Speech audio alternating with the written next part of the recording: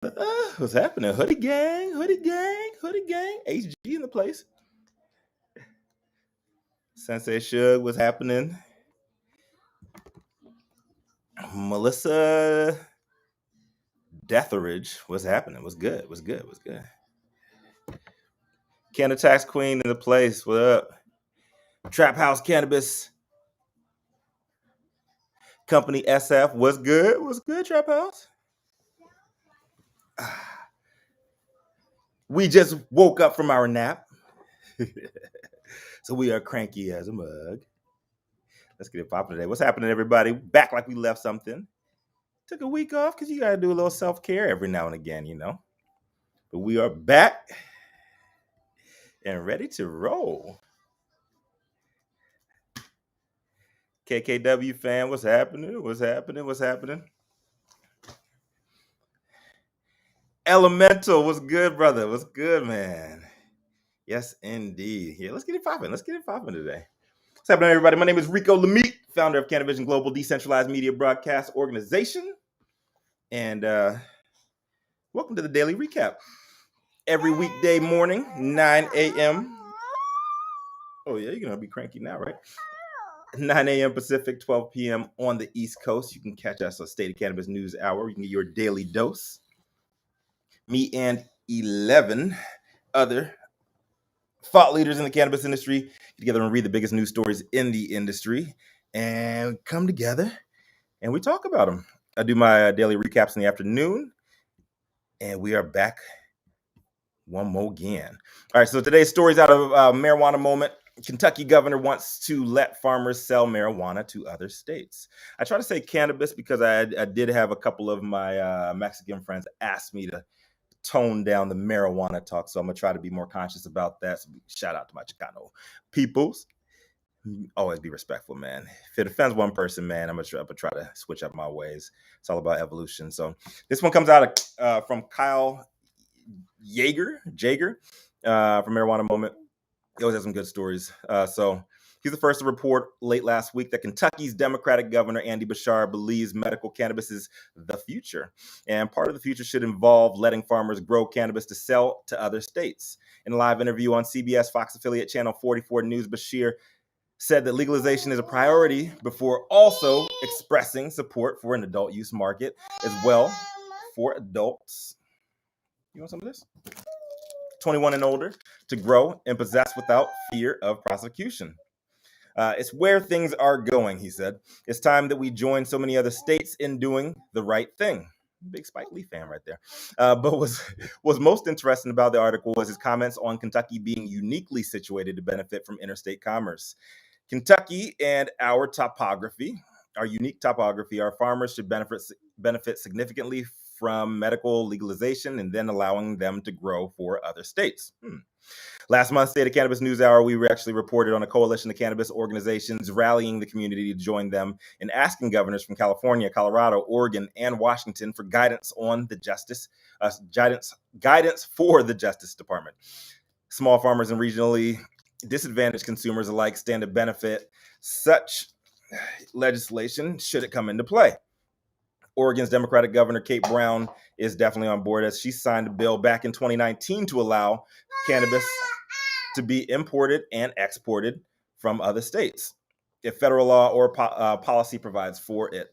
There was a pre-pandemic push for similar legislation to be enacted here in California last year, but momentum was lost to, you guessed it, the pandemic. Democratic Representatives Earl Blumenauer and Senator Ron Wyden have also already laid out the framework, and they filed a bill preventing the Justice Department from interfering in states that have affirmative agreements to sell across state lines, but this was shelved. While Bashir's current focus is getting medical cannabis passed, he also talked about his support for legislation introduced to Kentucky by State Rep Nima Kulkarni. Her legislation came out saying that it is preventing folks from being incarcerated over cannabis, legalizing possession and personal use cultivation. They want to let people grow. So while he didn't dig deep into the details, he sure seems to want the bluegrass state to be a major player on the national level, and he wants to be ready should the borders open up anytime in the near future. He went on to comment further. We've got to have the right structure to make sure medical is not abused here in Kentucky, that it's actually prescribed for medical purposes, and that requires having the right framework. There's no need to get in the weeds about what office or cabinet is in charge of things, but we want to set it up to have an opportunity for success and not just score political points. That final part of that statement could also be seen as a thinly veiled shot at Republican Kentucky State Representative Jason Nemes, who filed a medical legislation bill that soundly passed Kentucky House last year, but later died on the Senate floor without a vote. Nemes reintroduced the legislation in January for the 2021 session, but it did not advance this year. He says that he's working on building support for a new version in 2022. While it's currently looking like passing medical and later adult use as a political hot potato for Kentucky legislators, polls dating back as far as 2019 show the Kentucky appetite for weed is reaching a fever pitch. Healthy Kentucky and Interact for Health reported last February 90% of Kentucky residents support legalizing medical cannabis. 59% say that it should be legal under any circumstances, and 49% say that they support adult use. I'm interested to see what the updated post-pandemic numbers look like, and I know we're not out of the pandemic, but y'all know what the fuck I mean. Interstate commerce looks like it could be a huge win for all the underdogs in the industry, but unfortunately, if history echoes like it all often does, when we finally do get some sort of legislation in place or allowing the interstate commerce, chances are that many of the little guys that could benefit most will either be gone from the market altogether, or it'll somehow be drafted to be more favorable to the major players who've already invested heavily into dominating individual states across the supply chain. Just saying. Sober reality, but a lot of these laws and initiatives that we've been fighting for on the ground level, we're just not going to reap the benefits. The majority of us are not going to reap the benefits of them. And that's the way this whole capitalist push for cannabis has been working out. All right, so let's get to the questions for today. If Kentucky doesn't have even have medical legal yet, why is Bashir focusing on interstate commerce now? Very, very interesting. I always tell people follow the money. Well, there's a couple of reasons. It's a bunch of kabuki theater with these politicians. The big answer that I would say for that is to distract from a lot of the Democrats losing control of the conversation, man. A lot of these Republicans are all in the news, are actually pushing shit that makes sense out into the community, and the only thing they care about is the money side of the equation. Where while the Democrats are trying to please everybody, and they're just not on the same page, man. I really don't think it makes sense for him to even talk about this at this point. They don't have medical in place right now, but that actually leads into our second question here. What topological advantages does Kentucky have over others on a national stage? I really don't know, man. I do know that they're a big hemp state. I know that they were the original giant hemp producer in the world. So maybe they've been building a lot of infrastructure behind the scenes. I know Mitch McConnell and Rand Paul have a heavy stake in the industry for Kentucky. I would not be surprised if there is a lot of infrastructure there for cannabis, both on the hemp side and on the THC side to thrive. And maybe they want to be a huge connection point. Here we go. There we go. You want some of that bread? There we go. They want to be a huge point of commerce and trade for the South. Kentucky South? Kentucky's kind of Midwest, kind of South, right? I don't know. But I know they're next door to VA, but I'm not sure what they're actually classified as. So kind of South, kind of Midwest, but I don't know. Maybe that's what they're trying to do. Is Big Kentucky Hemp playing a silent role in the governor's rhetoric? I don't know, but I wouldn't be surprised. Like I said, they are a big hemp state. Mitch McConnell has, he's the one who forced the hemp bill out in the first place, the 2018 bill that allowed many of us to capitalize off of a deregulated hemp industry and caused the global explosion of CBD as well. So I wouldn't be surprised if there's money behind this. We're talking about politics, man. Whether it's Democrats or Republicans, just follow the damn money. See who's see who is backing them, and generally get your answers from that. They don't want to piss off and bite the hand that feeds them. So, oh, this is a good question. I got a question from Green Minaj NYC. I'm guessing this is she from your picture here. She says, when are we going to see interstate commerce actually go through on a federal level? I don't know. There have been several initiatives for this, even like I said, pre-pandemic phases for the U.S. My homeboy Adam, what up, Adam? Over out in Oregon was pushing on this heavily, and we're actually going to have him hopefully on the show either this week or next to talk about that and where they are in the legalization. The interstate commerce phase, where they are in that fight, and how we can get that going. I truly believe if we can get that rolling a lot sooner, you're going to have a lot of the small farmers that are struggling. They're going to be doing a lot better. And people are actually going to be able to push brands across states. And you're going to have real competition for a lot of these MSOs, especially in the Northeast, where it's just straight up cartels. Government cartels, government-run cartels. You don't believe me? Look at the way the Connecticut market is being run. Look at the way Florida market's being run, and tell me that ain't no motherfucking cartel. All right, JJ Evans, what's happening?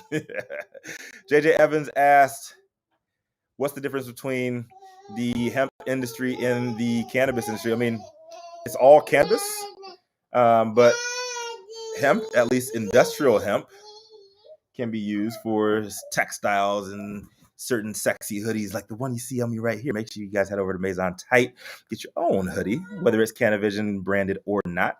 We actually do a lot of white labeling, collabs. Like, I'm not supposed to be saying white labeling for legal reasons right now, but we're doing collabs with all kinds of people. So see some dope work that we have coming out very, very, very, very, very soon. And before I hop into the next question, I have to make sure I give my homegirls over at Chicago Hush some love. Yes, make sure you guys, especially my people out in Chicago. If you're out in Chicago, there's all my Chicago people. You know you ain't got shit else to do on New Year's Eve but freeze your asses off. So how about thawing out with the real... What are you doing? You want your baby? You want your baby? All right, so y'all know you ain't doing shit else but freezing. So how about thawing out with some real ones? The real Chicago Fire. No diss to the soccer team, but with a couple of real ones. That's right. You can spend New Year's Eve with the lovely ladies of Hush Chicago at super secret upscale River North location with the dopest industry event team in the Midwest. So purchase of your ticket gets you party from 9 p.m. to 4 a.m. Hosted top shelf bar from 9 p.m. to 1 a.m. Past hors d'oeuvres, small bites and buffet, live performances by Chicago's top DJs, champagne greeting upon entry, and champagne toast at midnight. And on top of that, some of the dopest brands in the industry are going to be there, some big, some small. And we have special deals for the social equity companies and community players out there. I'm about to put in here in the chat here. If you guys are on my Facebook, I'm gonna put this after I push it out. I'm gonna put it on our IG pages. But if you are in the chat, either on YouTube, Twitch, or on Facebook, make sure you guys get y'all tickets for that, man. Much love to Hush Chicago, doing big things. Kay and Vanessa have made a huge name for themselves throwing upscale events in the cannabis industry over the last couple of years in Chicago, and now they're doing it on the legal side. Make sure you guys show some love, man. BIPOC women doing it big. It seems that I'm an uncle already. She got twins. I'll take one more. K Flay, what's good? All right. K Flay says,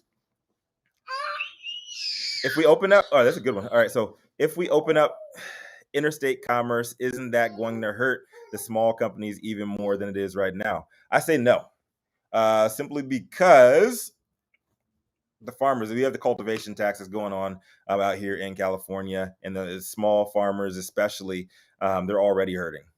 That's why you see what's going on in the Bay Area. You see a revolt against the taxation. You can see like a green tea party thing going on there. People are hurting, man. The only way that people are going to be able to fight back against these MSOs and kind of level that playing field is if you open up interstate commerce. You can see a lot of the smaller boutique craft cannabis brands, especially out in Oregon and California. We have saturated markets. They're going to be able to put out the best quality shit for the rest of the U.S.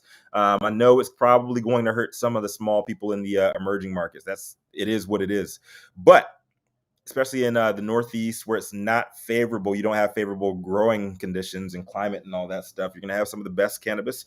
I know people are hating on me for loving on my outdoor shit, but if you have some really, really great outdoor, I don't think anything in the industry beats it. It's better. It's better. It's better. Quit talking shit. I see y'all talking shit already. Outdoor, if you got it, that shit from the Emerald Triangle, get that shit from up north, you're not going to go back to anything else. And you're going to be able to push that brand, push Humboldt out to the rest of the world, not just by brand name, but also by product. Anything you're buying out of California, if it's a California brand right now, and it is not on the trap market, that ain't California weed, man. It's MSO weed, AKA I won't talk shit. We have sponsors. But much love, everybody. Princess, what up?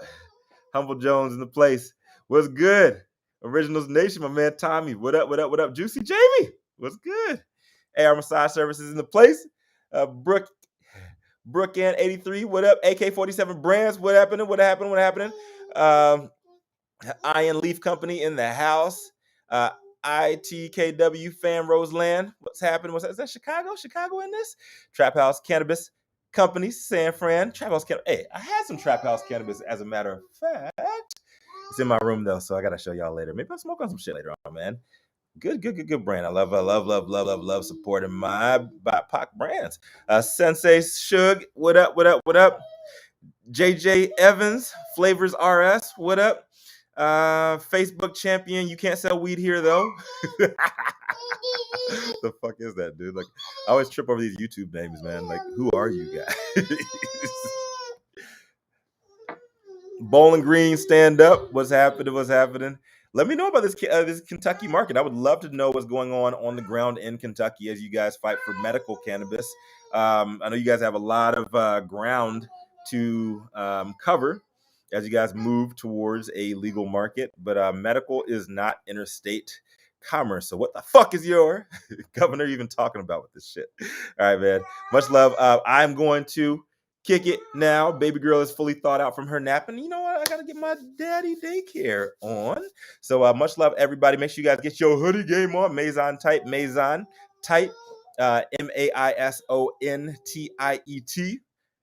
Make sure you guys hit Maison Tight up. You can hit either on the website, MaisonTight.com, or you can find us on IG. And man, support Black business, support white business, support all business. But I got a stake in this shit, so support me, please. Diapers ain't cheap. Make sure you guys check out Hush Chicago too. Hush. Y'all can keep it on the hush. And get some New Year's Eve tickets. And they're looking for sponsors too, local sponsors or regional sponsors looking to get your name out and your brands out on the Chicago market. There's lots of options available. Hit us up. All right, y'all. Much love, and I'll see you guys on State of Cannabis News Hour tomorrow morning, 9 a.m. You get your daily dose. Make sure you guys hug your mamas, kiss your daddies, hug on your babies, love on your babies. And remember, when life gives you no place else to turn, you can always turn the fuck up. See y'all tomorrow. Peace.